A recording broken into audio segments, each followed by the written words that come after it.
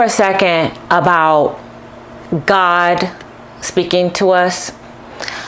I have a really close friend who has been married for a number of years, double digits, who found out pretty early on in her marriage that her husband was cheating on her. How she found out was because he gave her 2 STIs. She knew she hadn't been sleeping with anybody.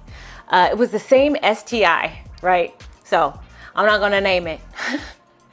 But just think of one of the weaker ones that you can take some medicine and it gets rid of. It's not anything permanent, but it is definitely something that you need to address. So just think of all of those, and that's, do your deductive reasoning.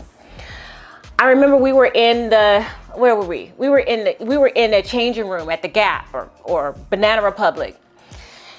And she told me about this. It was very early in the marriage, like I said. And she said she was waiting for God to tell her to leave. And I said, in my mind and then out my mouth, girl, he gave you an STI twice. God was telling you through your body that it was time to go.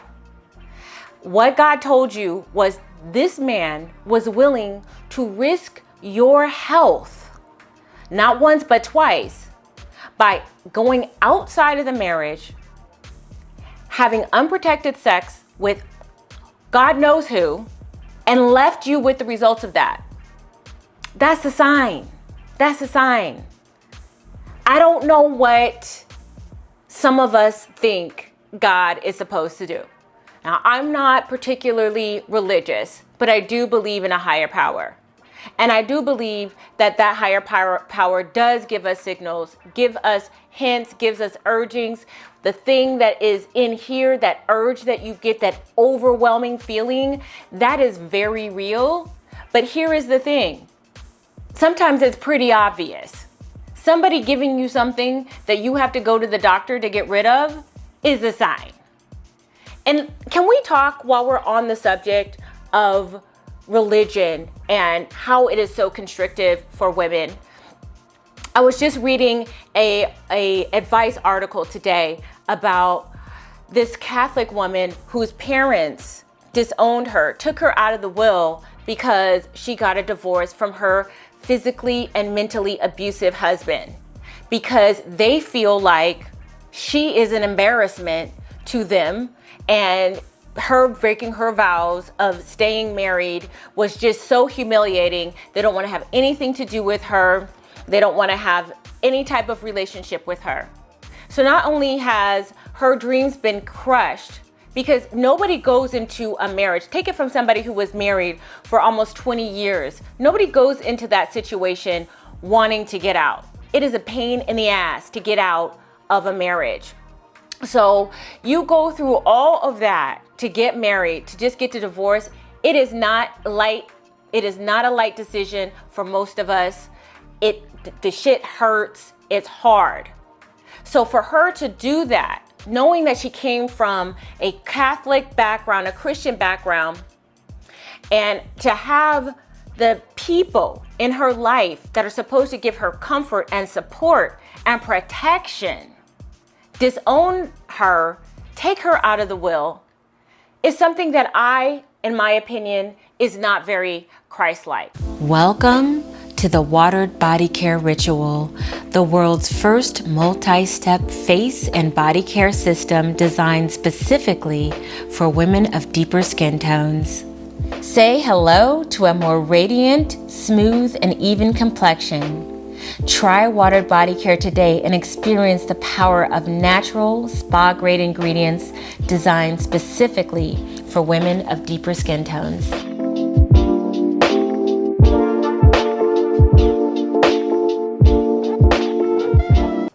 Does anybody want to worship a God that is that conditional, that is willing to see you suffer for appearances, just so you can follow the rules? And then let's talk about who benefits from these types of situations.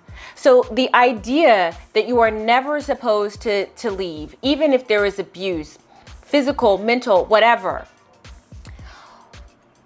When you think about just the physicalities of it, who's going to be the person that suffers the most from abuse? Yes, I know men get abused too, but physically speaking, men are more imposing, they have more strength, and I'm sorry, but unless I'm using some tool to get at you, these fists ain't gonna do much. These biceps ain't gonna do much. So who benefits from guilting into staying in a relationship that is abusive? When most of the time, statistically, we know who it is. Listen, the bottom line is this. God speaks quietly, but sometimes those signs are freaking obvious. Absolutely obvious. When somebody is abusing you, when you have the evidence of adultery because that person left you with something, that's God telling you it's time to go. He's not going to fly it on a billboard and a plane saying, girl, you need to leave that man. He may give you something though. And luckily for her, it was something that she could get rid of. What if it wasn't? What if it wasn't? That's all I got to say today. What do you guys think? I understand that religion plays a big part in a lot of people's lives, but let's be honest, it's also very oppressive to our ascension as women because we understand how this stuff is framed. Believe in a higher power, go with your gut, and listen to it when it's telling you, even if it's not what you want to hear. Because again, divorce sucks. It does. But you know what sucks more? Being cheated on and then getting something you can never get rid of. Being beat to the point that you can never recover. Some things you just gotta let go. All right, ladies, I'm the Pink Pill. Thanks for watching. Make sure you like, share, and subscribe. And please share your stories. Have you ever heard such an outrageous story?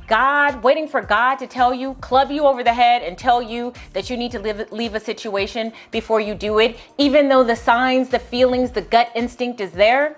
Let me know in the chat. I want to hear what you guys have to say. And let me know if I'm wrong. Let me know if you think that no matter what, you're supposed to stay. It's all a matter of perspective. That one just ain't mine. All right, guys, until next time, pinkies up.